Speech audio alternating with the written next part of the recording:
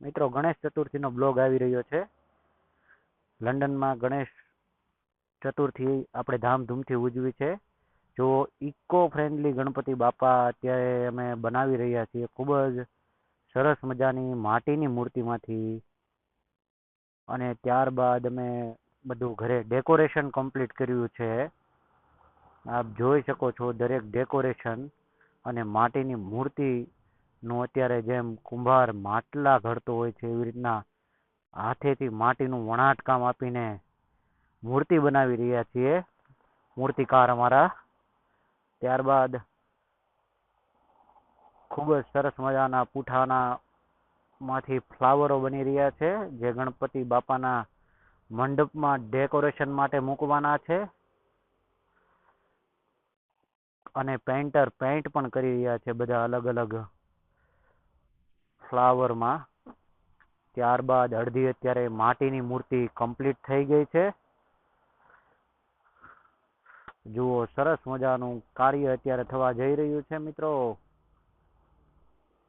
ત્યારબાદ આપણે જોઈએ તો ગણપતિ બાપાની મૂર્તિ અત્યારે ઓલમોસ્ટ તૈયાર થઈ ગઈ છે, પણ કલર કામ હજી બાકી છે. રંગ રોપાણ વાઘા સજીને તૈયાર થશે ગણપતિ બાપા. આ બધા અલગ અલગ ઊન આ તે બધાના ડેકોરેશન થઈ રહ્યા છે આપ જોઈ શકો છો. હવે ત્યારબાદ ધીમે ધીમે તૈયારી ઓલમોસ્ટ 80% પૂર્ણ થઈ ગઈ છે અને મંડપ સજવા જઈ રહ્યો છે. ખૂબ જ સરસ મજાનો મંડપ ડેકોરેશન અત્યારે ચાલી રહ્યું છે.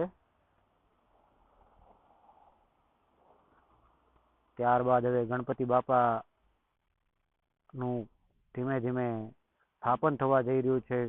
કલરકામ થઈ રહ્યો છે. આપ જોઈ શકો છો સરસ મજાના ગણપતિ બાપાને મૂછક સવારી કલરકામ કરવાનું હોય છે. ત્યારબાદ મંડપ ડેકોરેશનમાં ગણપતિ બાપા બિરાજમાન થઈ રહ્યા છે. ગણપતિ બાપા મોર્યા, ગણપતિ બાપા મોર્યા, ઘીના લાડુ ચોળિયા. હવે જો ભોજન જે ગણપતિ બાપાનો થાળ છે તે તૈયાર થઈ રહ્યો છે. ત્યારબાદ આરતીઓ થઈને અમે ગણપતિ બાપાનું ધામધૂમથી વિસર્જન કર્યું. આપ જોઈ શકો છો અમારા ગાર્ડનની અંદર અમે ગણપતિ બાપાને જે કૃત્રિમ તળાવ કહેવાય એમાં વિસર્જન કર્યું અને ધામધૂમથી ગણપતિ બાપાનો તહેવાર ઉજવ્યો. જોઈ શકો છો આપ.